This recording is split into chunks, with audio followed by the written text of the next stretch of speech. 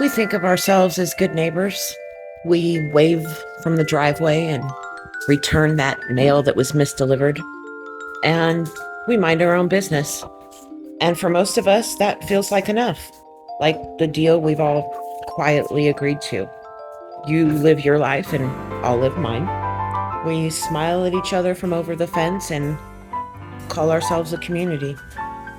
But on the morning of May 20th, 2026, on Young Avenue, It's a beautiful day a in this neighbor noticed neighborhood. something, Beautiful day and this in the time neighborhood. they didn't turn a blind eye. They picked up a phone, and what they reported was a foul odor. The elderly resident of the home had not been seen in a while, and they were worried. Police go out to check the scene, and before they even get to the front door, they smell it. The odor, as they describe it, of death. They noticed flies swarming the window.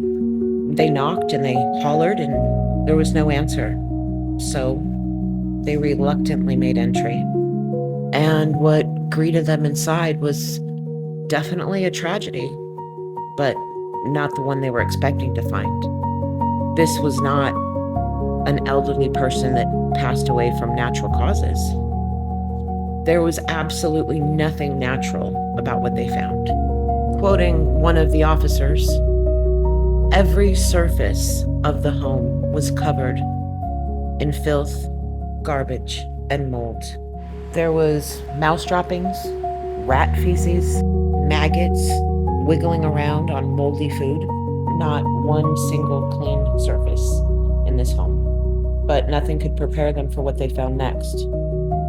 Because next, they found the children. They are 8 and 10 years old, and they're sitting in a bathtub half filled with dirty water. When police instruct them to get dressed, they return in rags soaked in urine and smelling of body odor and feces and stagnant water. One of the children's hair was matted and visibly crawling with bugs. And standing amongst all of this, two men, John and Michael Robbins, father and son, and their connection to the children is still not known.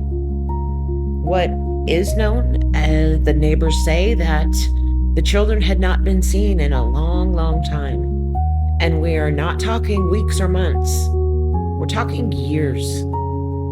John and Michael Robbins were taken into custody, and the children, they were transported to the hospital, where, amongst other findings, staff saw that their adult teeth were growing in rotten. No one had ever taken care of these children, and they were hungry. They hadn't eaten since the day before, and Lord knows what that was. They asked them some basic questions like, can you read? Can you write? The answers were no. Can you even write your own name? No. They asked, had you ever been to school? And these children had never stepped foot in a classroom. 2 days later, John and Michael Robbins were charged, each with 2 counts. The first count, abandoning and endangering a child, knowing with reckless conduct. And charge 2 is endangering a child with intent.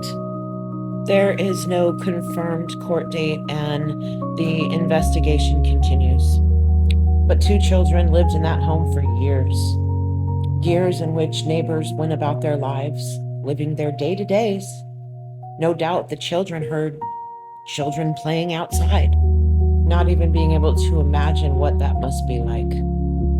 And it took a smell. It took the smell of death before anybody sought help.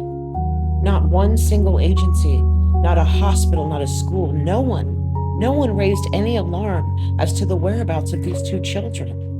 So the children are safe now, and they're receiving medical care, and for the first time in their conscious lives, they're receiving the type of care that they deserve. But I can tell you from personal experience that they have a life of reprogramming to do in their brain, convincing themselves that they're worthy of love and care.